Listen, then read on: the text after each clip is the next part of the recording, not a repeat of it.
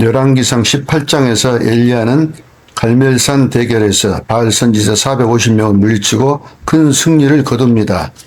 백성들은 하늘에서 불이 임하자 여호와 그는 하나님이시로다 라고 외쳤습니다. 이 엄청난 사건 이후에 엘리야는 이스라엘 백성들이 즉각적으로 하나님께로 돌아와 우상 숭배를 청산하고 하나님의 나라가 세워질 것이라 기대했습니다. 그러나 현실은 달랐습니다. 아합 왕의 아내 이세벨은 이 소식을 듣고 엘리야를 죽이겠다고 위협합니다. 열왕기상 19장 2절 이세벨이 사신을 엘리야에게 보내어 이르되 내가 내일 이맘때는 반드시 네 생명을 저 사람들 중 한 사람의 생명과 같게 하리라. 그렇게 하지 아니하면 신들이 내게 벌 위에 벌을 내림이 마땅하니라. 그러니까 엘리야는 이 위협 앞에서 극심한 두려움에 사로잡혀서 도망칩니다. 그는 갈멜산에서의 승리가 아무런 결실을 맺지 못했다고 생각했고 모든 희망이 사라졌다고 느꼈습니다. 그는 로뎀나무 아래서 이렇게 기도합니다. 열왕기상 19장 4절 한 로뎀나무 아래에 앉아서 엘리야가 죽기를 원하여 이르되 여호와여 넉넉하오니 지금 내 생명을 거두시옵소서. 나는 내 조상들보다 낫지 못하나이다. 이렇게 엘리야는 갈멜산의 기적이 이스라엘 전체 회개를 이끌어낼 것이라고 생각했지만 이세벨의 위협 앞에서 여호와 그는 하나님이시로다 라고 외쳤던 백성들은 다시 원상태로 돌아가 버렸습니다. 엘리야와 함께하면 죽는다는 생각이 들었겠죠. 이세벨도 그걸 노렸던 것입니다. 여호와는 하나님이시로다 라고 외친 백성들을 여호와 하나님과 엘리야에게서 돌아서게 하는 것이 첫 번째 목적이지 엘리야를 죽이는 것은 첫 번째 목적이 아닙니다. 이세벨은 아주 머리가 좋은 여자입니다. 그리하여 엘리야는 자신의 사역이 실패했다고 단정했고 이제 자신만이 홀로 남았다는 고립감에 하나님께 죽기를 구한 것입니다. 구약은 우리에게 하나님은 온 우주와 역사의 창조자이시며 통치자이심을 가르치십니다. 하나님은 언약을 지키시는 신실한 분이시며 세상 모든 피조물들을 하나님의 뜻과 계획 아래 움직이며 인간의 역사와 삶도 마찬가지로 하나님의 통제 안에 있다는 것도 가르치고 있습니다. 또 하나님은 거룩하시며 공의로우셔서 하나님의 백성들에게 율법을 주시고 죄가 무엇인지 거룩함과 공의가 무엇인지 그리고 불신에 대한 심판도 가르치고 있습니다. 물론 율법의 이면에는 하나님의 사랑과 자비가 들어 있습니다만 신약에 와서야 비로소 예수님을 통해 하나님의 사랑과 은혜가 확실하게 드러나게 됩니다. 지난 시간에도 말씀드린 것처럼 하나님의 속성은 사랑이시지만 욥과 같은 구약의 성도들에게는 약간 엄격하게 불의와 불순종, 불신앙에 대해서 심판을 내리시는 두려운 하나님으로 비춰지는 경향이 있습니다. 마치 옛날 우리가 자녀를 양육할 때 첫째에게는 법과 훈육을 중심으로 접근하고 둘째에게는 보다 긍휼과 온유함으로 다가가는 그런 부모의 모습과도 닮아 있습니다. 예전에는 그런 교육 방식이 일반적이었지만 오늘날은 저출산 시대를 맞아 자녀가 가정의 중심이자 거의 우상처럼 여겨지는 풍조가 자리 잡고 있습니다. 아무튼 그래서 엘리야는 호렙산까지 도망을 갑니다. 호렙산에 이르자 하나님은 엘리야에게 질문하십니다. 엘리야야 너 왜 여기 있느냐? 10절에 엘리야가 대답합니다. 내가 만군의 하나님 여호와를 위하여 열심히 유별하오니 이는 이스라엘 자손이 주의 언약을 버리고 주의 단을 헐며 칼로 주의 선지자들을 죽였음이오며 오직 나만 남았거늘 저희가 내 생명을 찾아 취하려 하나이다. 개역 한글 성경에 내가 만군의 하나님 여호와를 위하여 열심히 특심하오니 이 번역이 저는 더 마음에 듭니다. 이 말의 의미는 엘리야가 하나님을 위해서 열심을 냈다는 것입니다. 그 이면에는 하나님께서 아무것도 하지 않으셨다는 실망과 원망이 담겨 있습니다. 나는 하나님의 일을 이렇게 열심히 했습니다. 그런데 왜 하나님은 가만히 보고만 계십니까 하는 불평을 내포하고 있는 것입니다. 물론 중심을 보시는 하나님은 엘리야의 마음을 다 알고 계시죠. 그래서 하나님은 그에게 다시 말씀하십니다. 너는 산의 굴 앞에 나와서 서라. 그리고 하나님은 강풍, 지진, 불 가운데 계시지 않고 세미한 소리 가운데 임재하십니다. 이렇게 2번 역사하십니다. 이는 하나님의 역사 방식이 인간의 기대와 다르며 조용하고 은밀한 방식으로도 충분히 하나님은 일을 하고 계신다는 것을 엘리야에게 전하는 메시지인 것입니다. 말하자면 우리 생각에는 하나님께서 그냥 강풍과 뭐 지진, 불, 말하자면 힘으로 좀 이렇게 왜 북이스라엘을 갖다가 심판하시지 않고 그런 생각을 갖고 있다 이 말입니다. 우리는 왜 하나님이 저 악인들 저 못된 놈들 짓밟으시지 왜 그냥 저대로 놔두실까 이런 생각을 갖고 있었다 이 말입니다. 그런데 하나님은 엉뚱하게도 7,000명을 남기셨다고 말씀하십니다. 19장 18절. 그러나 내가 이스라엘 가운데 7,000명을 남기리니 다 바알에게 무릎 꿇지 아니하고 다 바알에게 입맞추지 아니한 자니라. 이 숫자는 이스라엘 전체 인구에 비해 매우 적지만 엘리야가 나만 남았다고 절망하던 상황에서 실제로 바알에게 무릎 꿇지 않은 7,000명의 신실한 사람이 존재했음을 보여주는 문자 그대로의 숫자일 수도 있고 또는 하나님의 은밀한 역사와 보이지 않는 곳에서 신앙을 지키는 소수의 공동체를 상징하는 상징수로도 해석할 수 있습니다. 이들은 엘리야처럼 겉으로 드러나지 않았지만 조용히 신앙을 지키고 있었습니다. 사도 바울도 이 사건에 대해서 로마서 11장에 보면 로마서 11장 2절 하나님이 그 미리 아신 자기 백성을 버리지 아니하셨나니 너희가 성경이 엘리야를 가리켜 말한 것을 알지 못하느냐 그가 이스라엘을 하나님께 고발하되 주여 그들이 주의 선지자들을 죽였으며 주의 제단들을 헐어버렸고 나만 남았는데 내 목숨도 찾나이다 하니 그에게 하신 대답이 무엇이냐 내가 나를 위하여 바알에게 무릎 꿇지 아니한 사람 7,000명을 남겨두었다 하셨으니 그런즉 이와 같이 지금도 은혜로 택하심을 따라 남은 자가 있느니라. 말하자면 7,000명의 남은 자는 인간의 업적이나 노력으로 생겨난 숫자가 아니라 그들은 전적으로 하나님의 주권적 보존과 은혜의 선택을 따라 생겨난 자들이라는 것입니다. 이것을 남은 자 사상이라고 합니다. 기독교 역사를 살펴보면 다수는 언제나 배도와 타락의 길을 걸었지만 하나님은 그 속에서도 언약을 이어가는 남은 자들을 반드시 만들어 두셨습니다. 하나님 나라의 역사는 세상의 다수의 여론이나 인간의 힘에 의해 이어지는 것이 아니라 언제나 하나님의 언약과 은혜로 남겨진 소수의 신실한 자들을 통해 이어지고 있으며 그들을 남겨두신 하나님의 주권적 섭리와 열심에 따라 하나님의 나라가 세워지고 있는 것입니다. 열왕기하 19장 31절 남은 자는 예루살렘에서부터 나올 것이요 피하는 자는 시온산에서부터 나오리니 여호와의 열심히 이 일을 이루리라. 여호와의 열심히 이 일을 이루리라는 선언은 역사의 주도권이 인간에게 있지 않음을 분명히 말하고 있습니다. 하나님은 시대마다 자신의 뜻을 이루기 위해 남은 자들을 보존하시고 그들을 통해 구속의 역사를 이어가십니다. 하나님의 열심히 그들을 통해 일하십니다. 두 번째 하나님께서 세미한 음성으로 엘리야야 너 왜 여기 있느냐 라고 물으셨을 때 엘리야는 또 14절에 똑같은 대답을 합니다. 두 번 똑같은 일이 벌어졌습니다. 나는 이렇게 특심을 가지고 일하는데 왜 하나님은 이스라엘을 심판도 안 하시고 아합과 이세벨 그리고 이스라엘 백성들이 여전히 우상 숭배를 하도록 가만히 놔두고 보고만 계시는 것입니까? 라고 말을 한 것입니다. 그때 이제 하나님께서 다시 엘리야에게 사명을 주십니다. 열왕기상 19장 15절 여호와께서 그에게 이르시되 너는 네 길을 돌이켜 다메섹에 이르거든 하사엘에게 기름을 부어 아람 왕이 되게 하고 너는 또 님시의 아들 예후에게 기름을 부어 이스라엘의 왕이 되게 하고 또 아벳 무홀라 사밧의 아들 엘리사에게 기름을 부어 너를 대신하여 선지자가 되게 하라. 하사엘의 칼을 피하는 자를 예후가 죽일 것이요 예후의 칼을 피하는 자를 엘리사가 죽이리라. 이 말이 이제 무슨 말이냐 이 말입니다.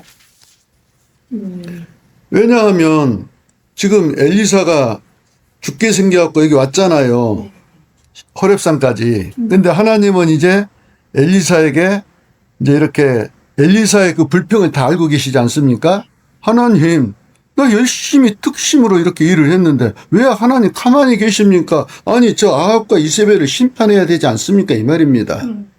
우리 생각에는 막 하나님 저 나쁜 놈들 이스라엘 전체를 우상 숭배하게 만드는 이 나쁜 지도자들을 하나님 왜 가만히 놔두십니까? 했는데 하나님은 거기에 대한 대답을 하신 것이 아니라 저 이웃에 있는 아람 왕을 이제 하사엘에게 기름 부어서 세우라는 거예요. 그러면은 무슨 말입니까? 나는 네 할 일을 하고. 그렇지. 예, 할렐루야. 엘리야야, 나에게 다 계획이 있단다. 너는 네 생각에 강풍, 지진, 불 등등 강한 힘을 가지고 이스라엘을 개혁해 나가고 싶겠지만 내 생각은 너와 전혀 다르다. 나는 역사의 알파요 오메가로서 이미 역사의 설계도를 세워두었고 그 계획대로 지금도 열심히 일을 진행하고 있다. 너만 열심히 아니라 나도 내 뜻을 이루기 위해 열심을 내어 일하고 있다. 예. 엘리야야, 너는 너 혼자만 남은 것 같지만 나는 나를 위하여 바알에게 무릎 꿇지 아니한 사람 7,000명을 남겨두었다. 그러니 너는 조급해하지 말고 나 여호와가 맡긴 네 몫을 충실히 감당해라. 이스라엘은 나의 때와 방식으로 심판도 회복도 반드시 이루어질 것이다. 앞으로 네가 해야 할 일은 하사엘, 예후, 엘리사에게 기름 부어 내 구속사의 다음 단계를 준비하는 것이란다. 이렇게 말씀하고 계시는 것입니다.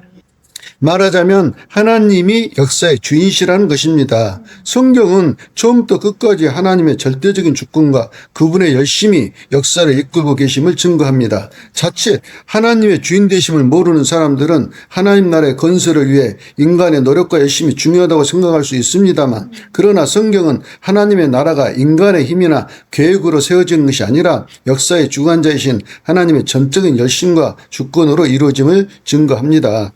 하나님은 아무것도 없는 무에서 세상을 창조하셨고 인간을 당신의 형상대로 지으셨습니다. 하나님께서 사람을 짐승의 형상대로 또는 SF 영화에 나오는 것처럼 이상한 형상으로 만들 수도 있었다는 것을 꼭 기억해야 합니다. 사람을 만드셨는데 하나님이 당신의 형상으로 우리를 만드셨어. 너무너무 놀라운 사건이에요. 모든 피조물들은 다 각자 그 어떤 자기들의 형상대로 다 지음을 받았지 않습니까? 사람만 하나님의 형상으로 지음을 받은 거예요. 그러니까 보십시오. 하나님의 형상으로 지어진 것은 인간의 어떤 노력이나 공로가 아닌 오직 100% 하나님의 전적인 은혜임을 알아야 합니다. 이 사실만으로도 천지창조는 100% 창세전에 계획된 창조임을 눈치채야 합니다. 왜 사람을 하나님의 형상으로 만드셨어요? 하나님이 계획이 있으셨던 것입니다. 로마서 9장 20절 이 사람아 네가 뉘기에 감히 하나님께 반문하느냐 지음을 받은 물건이 지은 자에게 어찌 나를 이같이 만들었느냐 말하겠느냐 토기장이가 진흙 한 덩어리로 하나는 귀 쓸 그릇을 하나는 천이 쓸 그릇을 만들 권이 없느냐. 말하자면 하나님이 계획 속에서 사람들을 이렇게 당신의 형상으로 만드셨다는 말입니다. 역사는 우연의 연속이 아니라 하나님의 거대한 계획 속에서 움직입니다. 역사의 주인이신 하나님께서 태초부터 모든 것을 설계하셨고 그 계획을 당신의 열심으로 이루어 가십니다. 인간은 그 계획 속에서 부름받고 사용될 뿐 역사의 흐름 자체를 좌지우지할 수 없습니다. 이사야 41장 4절 누가 이 일을 행하였느냐 누가 처음부터 만대를 불러내었느냐 나 여호와라 처음에도 나요 마지막에도 내가 곧 그니라. 보십시오. 하나님께서 요셉을 애굽의 총리로 세우시고 7년 풍년과 7년 가뭄을 통해서 야곱의 식구들 70명을 이집트로 들어가게 하셔서 거기서 400년 동안 수백만 명의 큰 민족을 이루어 때가 되매 모세를 세워 출애굽하게 하십니다. 또 가나안 땅에 들어가서 이스라엘 나라를 세우게 하시고 또 나중에는 포로가 되게 하시고 또 포로에서 선지자 예레미야에게 약속하신 것처럼 70년 만에 다시 포로에서 돌아오게 하셨습니다. 또 때가 참에 예수님을 보내셔서 이 땅에 새 창조의 하나님 나라를 세우기 시작하셨고 이제 머지않아 곧 완성이 될 것입니다. 하나님이 다 하고 계시는 것입니다. 이렇게 하나님은 인간의 역사와 시간 속에서 언제나 주도적으로 열심히 일을 하고 계십니다. 이스라엘의 수많은 불순종과 실패에도 불구하고 하나님의 언약과 구속사는 끊어지지 않고 이렇게 남은 자들을 통해 계속되고 있는 것입니다. 노아 시대에 세상은 홍수로 멸망했지만 8명을 남기시고 광야 시대 출애굽한 20세 이상의 장정 60만 3,550명 중 여호수아 갈렙 두 사람만 가나안 땅에 들어가고 바벨론 포로기에도 성전이 무너지고 나라가 사라졌지만 다니엘과 세 친구 같은 남은 자들이 하나님을 증언한 것처럼 오늘 본문에도 북이스라엘 아합 시대에 하나님은 7,000명을 남겨두신 것입니다. 엘리야는 하나님을 향한 열심과 충성심에도 불구하고 그는 자기가 혼자 남았다면서 절망하고 낙심하고 죽기를 구했습니다. 이유는 뭐겠습니까? 역사를 경영하고 계시는 하나님의 경륜에 대해서 아직 잘 몰랐기 때문입니다. 예. 하나님이 우리가 보기에는 일하는 것처럼 안 보이잖아요. 이 지금 봐보십시오. 나라가 얼마나 혼란스럽고 전 세계가 얼마나 혼란스럽습니까? 왜 저 트럼프, 푸틴, 김정은 같은 이 정말 지랄 같은 이 지도자들을 왜 빨리 안 잡아가고 계십니까? 하나님은 왜 하나님 이러고 계실까? 하나님은 또 엉뚱하게 저 이웃나라 가갖고 김정은의 딸을 갖다가 기름 부어서 거기 또 후계자 삼고 일본에 누구를 갖다가 왕 세우고 이런 말씀 하고 계신다 이 말이에요. 하나님께서. 엉뚱하게도. 그 말은 무슨 말인 거니?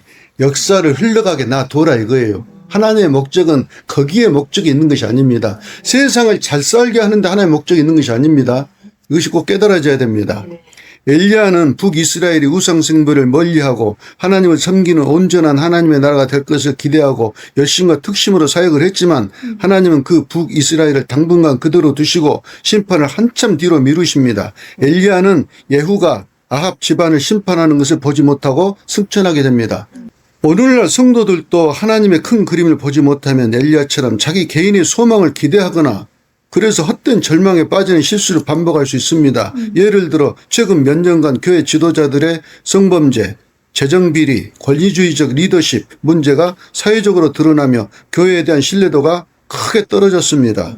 청년들은 교회 안에서의 소통 부재, 지도자들의 위선, 봉사 강요 등을 경험하며 가난한 성도로 교회를 떠나는 현상이 급증하고 있었습니다. 조금 전에 우리가 이야기했잖아요. 네. 이런 현실을 마주한 성도들은 이렇게 말합니다. 이제 정말 끝난 것 같아요. 한국 교회는 희망이 없습니다. 신실한 목회자 찾기가 너무 어렵습니다. 누구를 믿어야 할지 모르겠어요. 청년들이 다 떠났습니다. 우리 교회는 60대 이상만 남았어요. 기도해도 아무런 변화가 없어요. 하나님은 침묵하시는 것 같아요. 이런 반응은 엘리야가 호렙산에서 고백한 말과 진배 없습니다.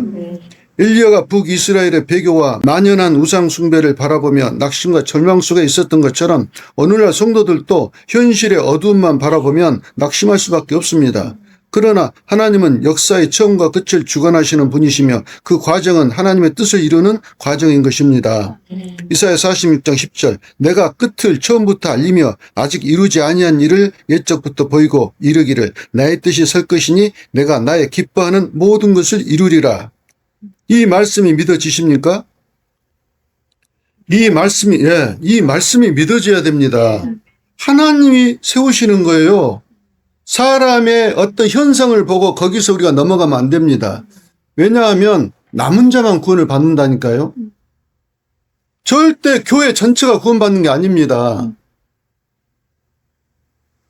이 말씀이 믿어져야 됩니다. 이런 말씀들을 묵상할 줄 알아야 믿음이 자라납니다. 요한복음 6장에서처럼 표적을 보고 쫓는 믿음은 표적이 사라지면 없어져 버립니다. 그런 믿음은 예수님이 하늘에서 이 땅에 인간의 몸으로 오신 하나님이신 것을 절대 못 믿습니다. 보십시오. 하나님이 하늘에서 인간의 몸을 입고 이 땅에 내려오셨습니다. 이것보다 큰 사건은 없습니다. 지구가 망하고 세상이 망한다고 해도 이거보다 큰 사건은 없어요.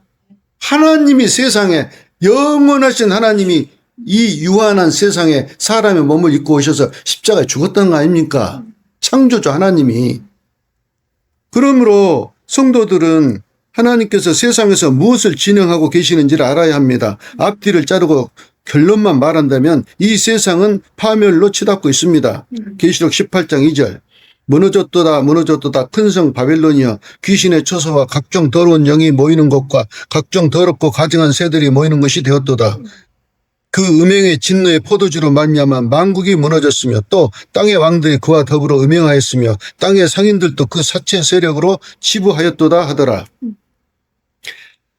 이사야 10장 22절 이스라엘이여 네 백성이 바다의 모래 같을지라도 남은 자만 돌아오리니 넘치는 공의로 파멸이 작정되었음이라. 이미 작정된 파멸을 주 만군의 여호와께서 온 세계 중에 끝까지 행하시리라. 이렇게 세상 역사는 파멸을 향해 가지만 하나님의 나라는 완성을 향해 달려가고 있습니다. 그리고 그 완성에 속한 사람들은 소수의 남은 자들입니다.